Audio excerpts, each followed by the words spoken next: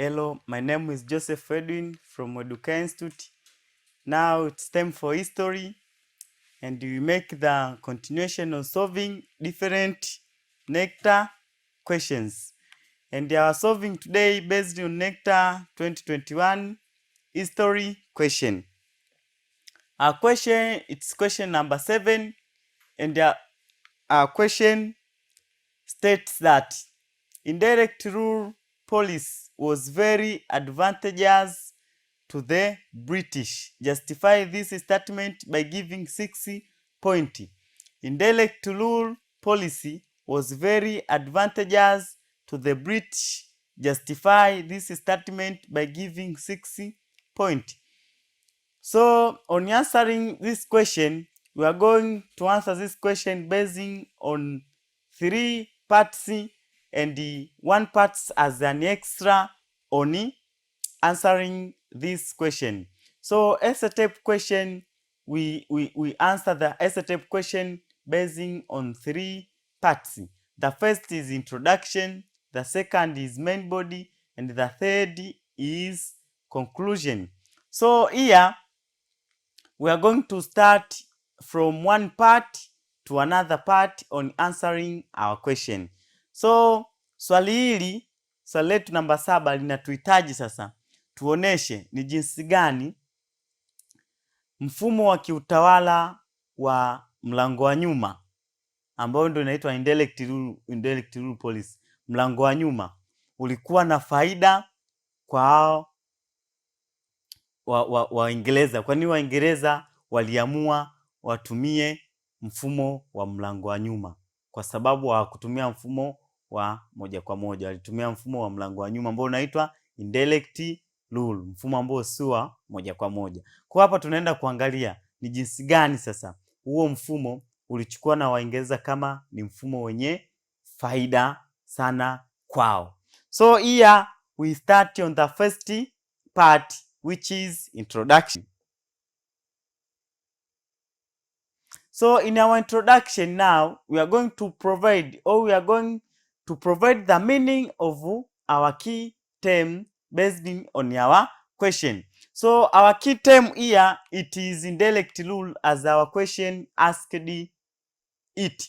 So now we are going to provide the meaning and historical background of indirect rule. Indirect rule was a form of colonial administrative system used by British during the 19th century. Kwa tunaona kwamba mfumo wa kiutawala wa mlango wa nyuma ulikuwa ni mfumo wa kiutawala ambao ulianzishwa na Waingereza kwenye karne ya 19 ili waweze kuitawala Afrika au waweze kutawala katika makoloni mbalimbali ya Kiafrika. The African were ruled through their local rulers, whereby the African chiefs were given clear defined duties in colonial administrative structure. Kwa hiyo tunakuja kuona sasa hapa kwamba huu mfumo wa mlango wa nyuma ambao ulitumiwa na Waingereza ulihusisha Waafrika, viongozi wa Kiafrika, ambapo sasa walitumika kama kivuli cha kuweza kuwaongoza Waafrika wenzao, lakini wakiwa wanapokea maelekezo kutoka kwa wakoloni. Kwa hiyo wakoloni walikuwa wanawapa maelekezo wa Afrika, viongozi mbalimbali wa Kiafrika kama machiefs, na hao machief wanachukua yale maelekezo wanaenda kuyapeleka kwa watu wao kwamba inatakiwa tufanye 1, 2, 3. Kwa kutokana na hiyo hali sasa Waafrika waliongozwa na viongozi wao kama kivuli cha wazungu au kama wawakilishi wa wazungu. So it's why we say that Africa were ruled through their local rulers, whereby African chiefs were given clear defined duties in colonial administrative structure. Kwa tunaona sasa hiyo colonial administrative structure ambayo ni indirect rule ilihusisha Africa local chiefs who ruled their fellows under the information obtained from the colonialist or the colonial government. So after accomplishing our introduction, we move on the second part, which is main body. So in our main body, as the candidate, we're supposed to provide How the indirect rule, the reason how indirect rule looks at the advantages to the British government, ni kwa jinsi gani huu mfumo wa mlango wa nyuma ulionekana una faida sana kwa huu utawala wa Waingereza au kwa kutumiwa na Waingereza katika kutawala makoloni mbalimbali ya Kiafrika. So now we are going to provide the views on how indirect rule was advantageous to the British government to colonize different colonies in Africa. So now we start on discussing one view or one point to another.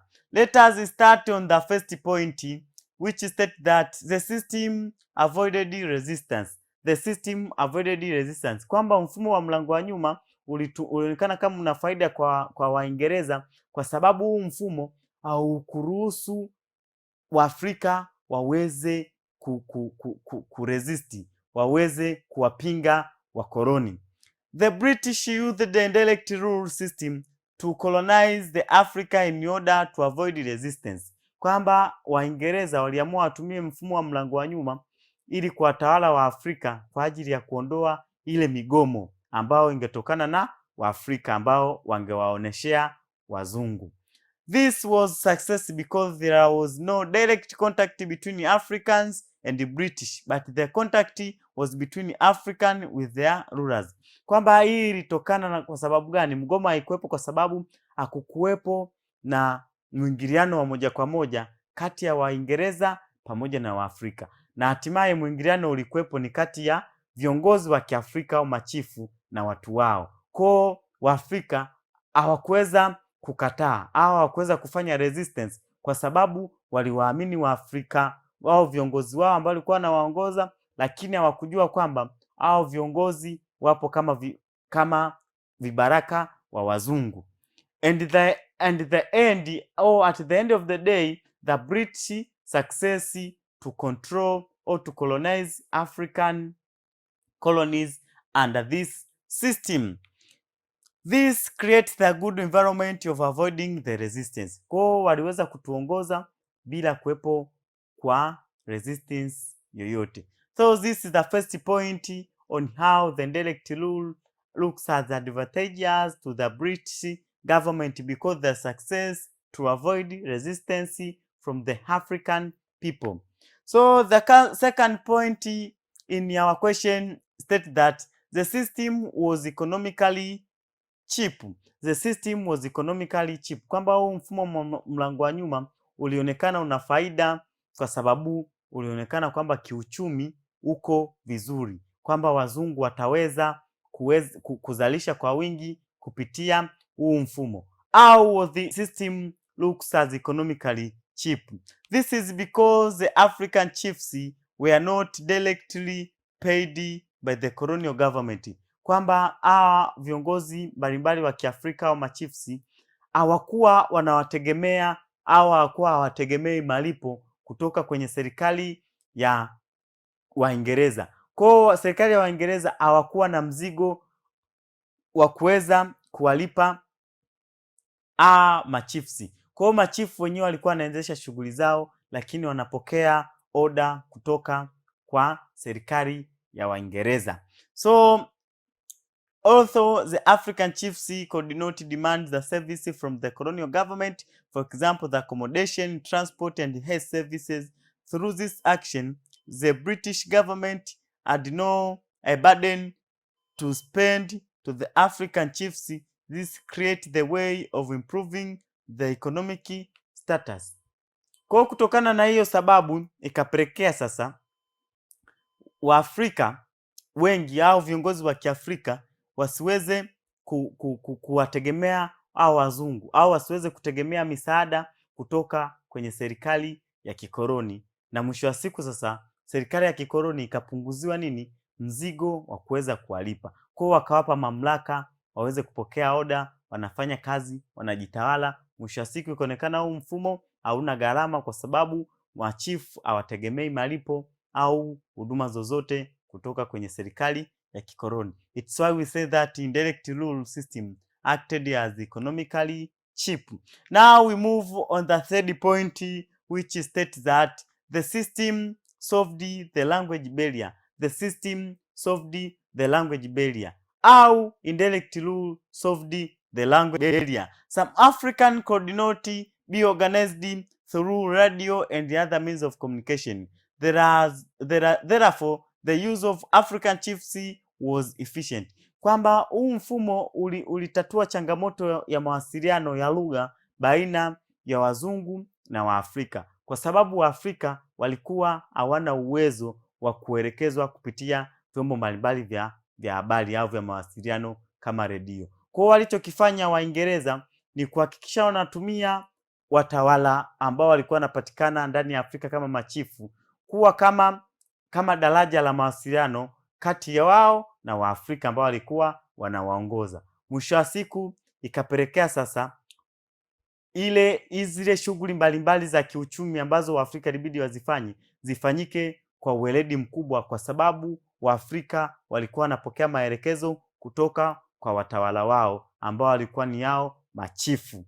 For example, the African chiefs would communicate with their people using the local vernacular language. This solved the language barrier between British and Africa. Kwa hao watawala wa Kiafrika kama machifu walikuwa wanazungumza na watu wao kwa kutumia lugha za kiasili, ambapo sasa ilipelekea zile shughuli zote ambazo wakoloni walihitaji kufanyiwa na hao Afrika ziweze kufanywa bila tatizo au bila kizuizi cha lugha, kwa sababu maelekezo waliyapata wale viongozi kutoka kwa wazungu, na hao viongozi wakawapeleka kwa Afrika wenzao na hizo shughuli zikafanyika vizuri. After completing on the third point, now we move on the fourth point.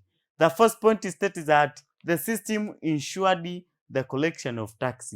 The system ensured the collection of tax. How the system ensured the collection of tax? Kwamba huu mfumo wa indirect rule au mlango wa nyuma ulihakikisha kuna kuwepo na ulipaji kodi au ulipaji tozo mzuri kwa Waafrika. Kwa namna gani? This become easy because the African chiefs communicate with their people to collect tax. This created the good condition to the British government to improve the economic system. Kwa sababu hao African chiefs walikuwa wana communicate vizuri na watu wao. Kwa ile situation ya kucommunicate vizuri na watu wao ikapelekea sasa hao Afrika wasiweze kuwa na shida katika ulipaji kodi, kwa sababu waliamini sasa kwenye yale maelekezo au kwenye yale mazungumzo na maelekezo ambayo walikuwa nayapata kutoka kwa viongozi wao. Mwisho wa siku ikaonekana mfumo mzima wa ulipaji kodi ukawa unaenda vizuri bila changamoto zozote, na wazungu wakawa wanapokea kodi kwa wakati kutoka kwa Waafrika kwa sababu ya ile mawasiliano mazuri au good communication between the African chiefs with their African or with their fellows. So after here we look on the fifth point, which states that the system creates the unity among the African peasants with colonial states. Kwamba huu mfumo wa indirect rule au mfumo wa kiutawala wa mlango wa nyuma ulitengeneza umoja kati ya African peasant na colonial states, kati ya wakulima wadogo wa Kiafrika na serikali ya kikoloni. Kwa sababu gani? This unity developed because of the link which exists between African chiefs with the British government. Kwamba uhusiano au umoja ulitokana kwamba na kuwepo na ushirikiano, linki kati ya Africa chiefs na serikali ya kikoloni, ambapo sasa serikali ya kikoloni ilikuwa inatoa order, ilikuwa inatoa maelekezo kwa viongozi wa Kiafrika kwenda kuwashawishi wenzao waweze kulima mazao mbalimbali ya kibiashara, na mwisho wa siku hao wazungu wakanufaika kwa kupata malighafi za kutosha kutoka kwa hao wa Afrika. So after here we move on the last part, which is the conclusion. Because of our nature of the question, now we are going to sum up on what we have been discussing on our question. Generally, the indirect rule system in Africa was having much and more advantage to the British government and not to Africa, whereby African resources through indirect rule was being exploited under the shadow of Africa local chiefs. Kwa hiyo tunaona kwamba huu mfumo wa mlango wa nyuma ambao uliwahusisha watawala wa Kiafrika kutumiwa na wazungu kwenda kuwatawala Waafrika wenzio uliwanufaisha sana wazungu na sio Waafrika, ambapo mwisho wa siku Waafrika wanaonekana wanakuwa kama vibaraka wa wazungu, na mwisho wa siku wazungu wakanyonya rasilimali za Kiafrika kupitia migongo ya wale viongozi au machifu wa Kiafrika. So after here we move on the addition part of our question, which is reference. In reference here we are going to look on related question which relate on what has been asked on our question. So the related question here we have almost 2 questions, and our question states that why British decided to use indirect rule system in colonizing Africa, discuss. And another question is why indirect rule in some Africa colonies, discussed by 6 point. Kwa maswali yote yana uwiano au yanaendana sawa na lile swali letu ambalo limeulizwa Necta au mtihani wa taifa mwaka 2021 swali namba 7.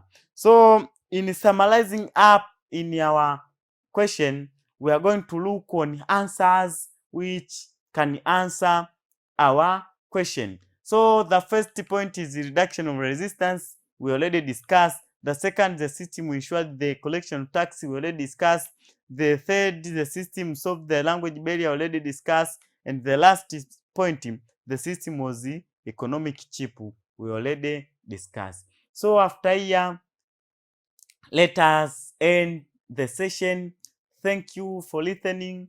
Let us meet on the next session.